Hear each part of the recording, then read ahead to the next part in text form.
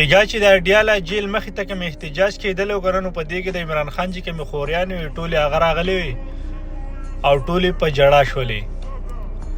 ځکه لاندې تاسو را تصویر کتلی شئ ما لګولی دی چې دغلته کېناستلې او په ژړا شولې، ځکه چې د خپل ورور سره د هغوی وفاداري ده او مینه محبت یې ورسره دی، نو په ژړا شولې. که مونږ سوچ وکړو ملګرو د عمران خان چې کله حکومت په 2013 کې که نه، او کله هغه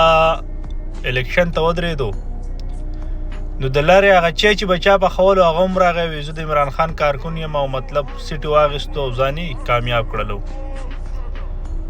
که داسې مونږ سوچ وکړو په نن سبا وخت کې، نو د عمران خان سره هغه خلک ولاړ دی کم چې د عمران خان وفادار و، کم چې هغه پیسو میسو واله و،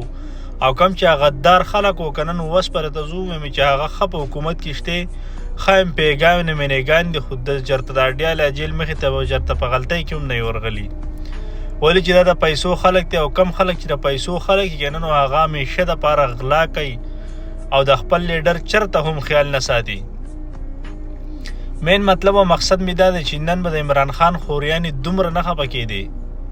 خو که زمونږ د پی ټي آی د لیډرشپ نه دی، که په دو کې لږ ډېر غیرت او حیا وی، دا د خدای په تباهونو باندې تباه کړي. زه به راته دا ووایم که نه چې ما د خپلو سترګو داسې خلک لیدلی چې د هغو خپله کمره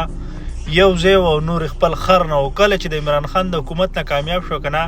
نو هغو دومره غلاګانې وکړلې، دومره چې زه به تا ته ووایم چېرته د پلار نیکه به یې داسې کورونه جوړ کړي لکه هغو چې څنګه کورونه جوړ کړه. دومره ظلم زیاتی سوکسکۍ د زنانه ذات سره د الله تعالی بندګانو په عمران خان مکمل کیسونه ختم شوله. بیا هم د خوریانو سره ظلم او زیاتی کېږي، زمونږ د وزیر اعلی سره ظلم او زیاتی کېږي. قسم دی که چېرته هټلر د لیم ابو جهل او فرعون د لیم داسې کارونه نه دی کړي لکه دا کم چې دا موجوده حکومت کوي. لکه که په قانون او په نظام راولي که نه 100% ناجایزه ده، خو څوک په د هغې مخنیوی کوي. زه به یې کوم، بل به یې کوي، بل به یې کوي. ډېره د افسوس خبره ده بېګا د عمران خان خوریانې چې وې د اډیاله جیل مخې ته ناست وې احتجاج یې کوو او لږ ډېر کارکنانو سره وو، او داسې وزیر اعلی لاړ شي او 2-3 پیګانې مینېګان او نور چې څومره لیډرشپ ته یې مړه لعنت وي په هغوی باندې یار، چې صرف د پیسې وفاداري وکړله، د عمران خان سره یې وفاداري ونه کړله. مین مطلب او مقصد مې دا دی چې دا جزانانې به دومره نه خفه کېدي، دومره به نه بېعزته کېدي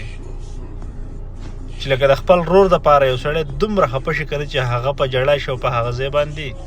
کښېني. لکه د الله تعالی بندګانو په دې زړه کې ستاسو په دې زړه کې ګوره چې وسپنې دي که څه دي یاره، د خدای دپاره په دې خلکو باندې رحم وکړئ، لږ ډېر ډسکاونټ لکه په ملاقات کې د چا څه چل کېږي. داسې خو د دې نه مخکې دا مریم نواز او دا نواز شریف تللی او دا خو هم په دې جیلونو کې وو، دا ملاقاتونه به یې ورسره کول نه یاره، خو ښه ته پته ده چې که راپرېښودو جو پرېږدې ونه بیا اورې. او عمران خان چې دی که نه درته زه وایم چې که تاسو 20 کاله هم په جیل کې کښېنئ، خو هغه ګوره داسې انسان دی، داسې الله تعالی هغه له عزت ورکړی دی، او انشاءالله چې هغه د دې قوم دپاره ذره کوي که نه، او ټوټو که زه وایم چې بیا راته هم هار نه مني. ټول کیسونه په هغه باندې ختم شو، بیا هم تاسو کښېنولی ملاقات ته وله څوک نه پرېږدئ، راپرېږدئ نه، د خوریانو سره ظلمونه کوئ. لکه د الله تعالی بندګانو نو ګوره د الله تعالی نه ویرېږئ. دا ویډیو چې دونه څومره کېدای شي مخکې ډېره زیاته شیر کوي. الله تعالی د هغه خلک په تباهونو باندې تباه کړي کمو خلکو چې د عمران خان سره صرف د پیسې دپاره وفا کړې ده، او په نن سبا وخت کې لکه د پرویز خټک او د سپین دادا او دا څومره چې کوڅه دی که نه، نو په نن سبا وخت کې نو باغ نیمې کامیاب، په نن سبا وخت کې مکمل چرګې ته جوړې شوي دي. د لوی الله په امان.